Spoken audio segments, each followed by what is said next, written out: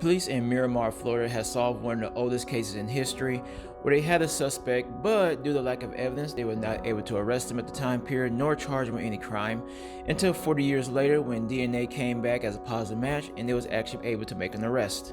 32-year-old Evelyn Marie Fisher-Bamforth lived in Canada where she worked as a licensed psychiatric nurse at a nearby hospital where she also met her husband, John Bamforth, at a bar that was near her job. John stated that when he met her, he fell in love with her personality, where they eventually had got married, and then from Canada they moved to the Cayman Islands. As well, from the Cayman Islands they moved to South Florida. After moving to Miramar, Florida, they moved into a trailer community where they lived peacefully until January 22nd, 1980, when everything changed.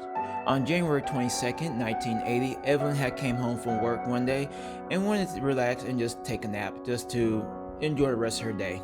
But by doing so, that'll be the last time anybody has ever heard from her. During an interview that her husband had did, he had stated that when he arrived home, he had found police all over the place, as well as his house was taped off, and when he told him that he actually lived there, they told him that the worst thing has possibly happened to his wife, where somebody had broke in, ransacked the place, but also assaulted her and also unalived her as well. When walking through the house, they found that the furniture and all the cushions were knocked all over the place, and when they went to the back bedroom, they had found her lifeless body as well as half the bed covered in blood.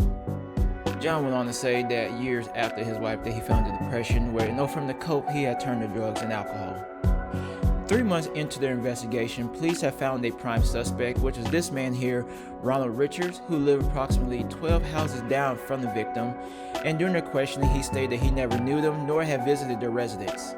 The reason why he was a prime suspect for this case was because he had an arrest warrant out for him in the state of Ohio for assault and attempted murder, and he was also out on parole too for manslaughter. But due to lack of evidence, they could not arrest him nor charge him with any crime. But because of the arrest warrant they had in the state of Ohio for the assault and attempted murder, they went ahead and arrested him and extradited him back to Ohio to serve out his sentence there. One thing about the Miramar police, they did not forget about this case.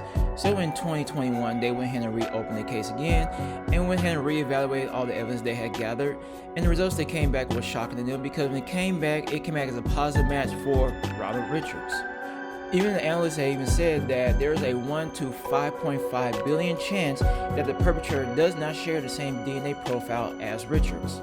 Detectives were happy that the case was actually making headway and actually working its way through the justice system by stating that it doesn't matter if the crime was committed back in the 1980s, you cannot run from DNA. Even though Richard is currently serving time in prison for an unrelated crime that he was convicted of, police in Florida are currently working on extraditing him back down to Florida to serve on these new charges in the death of Evelyn.